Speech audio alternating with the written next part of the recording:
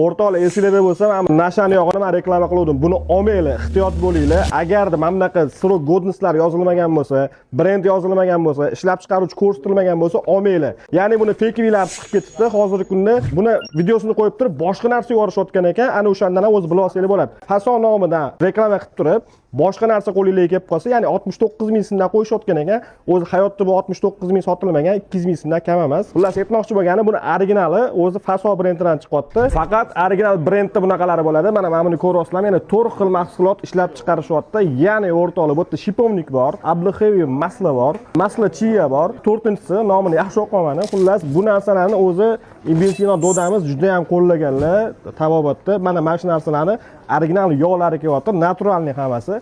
Hammasini o'ziga yarasha funksiyalari bor. Qisqacha aytib o'taman. Bunisi yurak qon tomirida muammosi borligi uchun, bunisi shiponik peshob yo'llarida muammosi borligi uchun A, C vitaminlari bor bunda. Bunisiga keladigan bo'lsak, ko'p energetik ichib, jigarni pishirib qo'yganligi uchun yaxshi narsa ekan, jigar uchun ekan bu. Bunisiga keladigan bo'lsak, qo'l kuyganda birinchi bo'lib ekstremniy yordam beradigan narsa shu ekan, surganda bitta og'riqni qoldirar ekan.